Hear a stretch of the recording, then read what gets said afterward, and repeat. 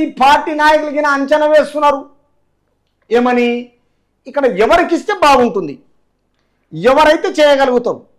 మనకు ఈ మధ్యన తెలంగాణ రాష్ట్రానికి మనం ఒక పట్టు వచ్చేసింది, అసెంబ్లీ ఎన్నికల్లో పేరు వచ్చేసింది, పార్లమెంట్ ఎలక్షన్లో పట్టు వచ్చింది. తిరిగి రాష్ట్రాన్ని మనం ఎట్లా కైవసం చేసుకోవాలి, కింది స్థాయి నుంచి పై వరకు రావాలా, మళ్ళీ సర్పంచ్లను గెలిపించుకోవాలి, ఎంపీటీసీలను గెలిపించుకోవాలి, జడ్పీటీసీలను గెలిపించుకోవాలి, సిటీ స్థాయికి వచ్చే వరకల్లా మున్సిపల్ శాఖ మొత్తం హైదరాబాద్కు సరౌండింగ్ ఎంతైతే ఎక్కడెక్కడ ఉన్నదో అక్కడక్కడ గెలిపించుకోవాలనే ఆలోచనలో ఉన్నారు. ఈ అన్నిటికీ ముఖ్యమైనది అధిష్టానము ఒక మంచి నాయకుడిని ఎన్నిక చేయాలని బీజేపీ రాష్ట్ర అధ్యక్ష పదవి కోసము పలువురు ఎంపీలు ఎమ్మెల్యేలు ముఖ్య నేతలు గట్టిగా పోటీ పడుతున్న విషయం తెలిసిందే. ఈ పదవి కోసము ఎంపీలు డీకే అరుణ, అరవింద్, ధర్మపురి, ఈటల రాజేందరు, తర్వాత రఘునందన్ రావు, ఎమ్మెల్యేలు పాయల్ శంకరు, కాటిపల్లి వెంకటరమణారెడ్డి, రాజాసింగ్, ముఖ్య నేతలు ఎన్ రామచంద్రరావు, చింతల రామచంద్రారెడ్డి, టి ఆచారి, ఎండల లక్ష్మీనారాయణ, ధర్మారావు, గజ్జల ప్రేమేందర్ రెడ్డి, డాక్టర్ కాసం వెంకటేశ్వర్లు పోటీ పడుతున్నారు. వీళ్ళంతా ఏంటిదంటే భారతీయ జనతా పార్టీలో కొందరు గెలిచారు, కొందరు గెలవలేదు, కంటిన్యూగా కొనసాగుతున్నారు. కాబట్టి మాకు ఏ ఒక్కరికి ఇస్తారని హైకమాండ్ గురించి, మంచి నాయకుల గురించి వెయిట్ చేస్తున్న నాయకులు వీళ్ళంతా. కానీ మరి హైకమాండ్ ఎవరికి ఇస్తుంది అనేది ఇంకా బయటికి రాలే. తర్వాత ధర్మారావు, గజ్జల ప్రేమేందర్ రెడ్డి ఇచ్చినందున రాష్ట్ర అధ్యక్షుడిగా బీసీ వర్గానికి చెందిన వారని అధిష్టానం నియమిస్తుందని పార్టీలో పలువురు నాయకులు గట్టిగా నమ్ముతున్నారు. అంటే ఏ క్యాస్ట్ పరంగా కాదు, బీసీకే ఇవ్వడానికి ఆశలు ఎక్కువ ఉన్నాయి, అంచనాలు ఎక్కువ ఉన్నాయని చెప్తున్నారు. బీజేపీ నేతగా రెడ్డి సామాజిక వర్గానికి అవకాశం ఇచ్చినందున రాష్ట్ర అధ్యక్షుడిగా బీసీ వర్గానికి చెందిన వారని అధిష్టానం. అంటే కొంతకాలం నుంచి రెడ్డికి అంటే కిషన్ రెడ్డి రెడ్డి కాబట్టి ఇంతకాలం నడిపించాడు కాబట్టి పార్టీని బలాపీతం చేయకపోయిండు. ఎందుకంటే బండి సంజయ్ ఉన్నప్పుడే, దాని తర్వాత వీళ్ళంతా కలిసికట్టుగా ఇంతమందిని గెలిపించుకోవడం జరిగింది.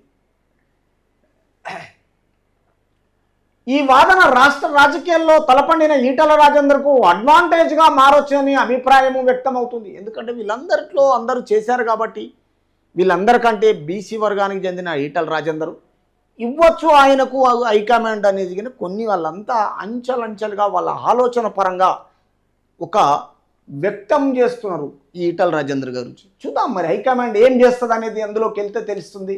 రేపు ఈటల వైపే కేంద్ర హోంశాఖ మంత్రి అమిత్ షా, రాష్ట్ర పార్టీ ఇన్ఛార్జి సునీల్ బన్సాల్ వంటి వారు మొగ్గు చూపుతున్నారు.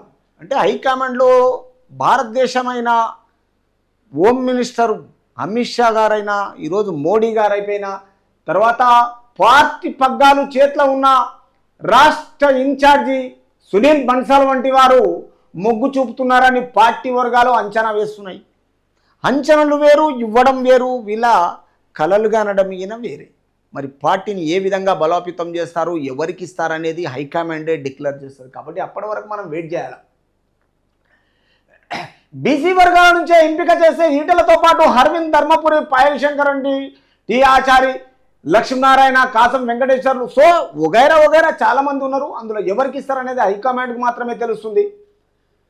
దాదాపు 2 ఏళ్ల క్రితమే పార్టీలో చేరిన ఈటలకు అధ్యక్ష పదవి ఎలా ఇస్తారనే ప్రశ్నను కొందరు లేవనెత్తుతున్నారు. ఇదే బుద్ధి లేని గడ్డి తినట్లేకపోయామంటే ప్రజలకు అవసరాలకు, ప్రజలకు మేలు చేస్తుంది, ప్రజలకు సేవ చేస్తుంది ఇచ్చిపెట్టి ప్రజల్లో గుర్తింపులో ఉన్నకి ఎట్లా ఇస్తారు? 2 ఏళ్ళు అయితేమి, 6 నెలలు అయితేమి. రాజకీయంలో ఇక్కడ అధికార పార్టీలో ఉండిగిన, ఇక్కడ ప్రతిపక్షంలో ఉండిగిన ప్రజలను మోసం చేసుకుంటా తారుమారు అయితేనే ఉన్నారు కదా, పార్టీని చేంజ్ చేస్తూనే ఉన్నారు కదా.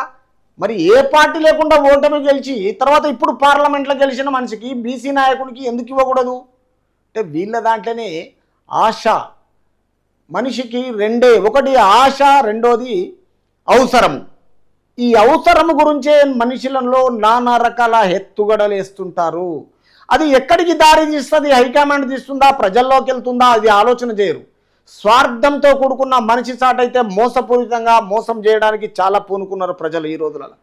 ఎందుకంటే ఒకప్పుడు 10 సంవత్సరాలు బీఆర్ఎస్కు 10 సంవత్సరాలు టైం ఇస్తే ఏం చేసిండ్రు? నాశనం చేసింది తెలంగాణ రాష్ట్రం అంతా. ఆంధ్ర రాష్ట్రంలో 5 సంవత్సరాలకే జగన్మోహన్ రెడ్డికి తుంగలేసి తొక్కిండ్రు. మరి తిరిగి ఇప్పుడు భారతీయ జనతా పార్టీని డెవలప్ చేసుకోవడానికి ఏ ఒక్కరికి అయినా వీళ్ళ దాంట్లో వీళ్ళకే పడతలేదు, ఇలాంటి మాటలు వస్తున్నాయి బయటికంటే దాని అర్థం ఏందో మరి ప్రజలే గమనించాలి. ఎంపీగా గెలిచాక కొత్తగా పాత అంటూ ఉండదని రాష్ట్రంలో పార్టీ గ్రామ స్థాయి వరకు సంస్థాగతంగా విస్తరించి స్థానిక ఎన్నికల్లో సత్తా చాటాలంటే ఇది అడ్డంకి కాకూడదని వాదిస్తున్న వారు పార్టీలో ఉన్నారు.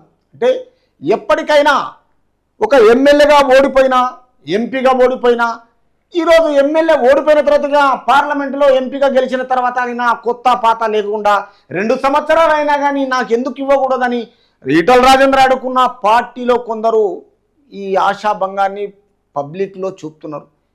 మరి ఈరోజు ఈ ప్రింట్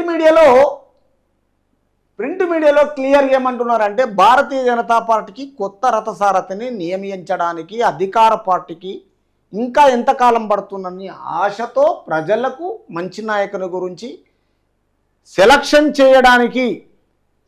చేయడానికి ఇంకా టైం పడుతుందా, తొందరలోనే డిక్లేర్ చేస్తారా చూడాలి. ఇది తెలంగాణ రాష్ట్రానికి ఈటల రాజేందరే కావాలని కొందరు ప్రజలగిన వాళ్ళలో వినిపిస్తున్నాయి.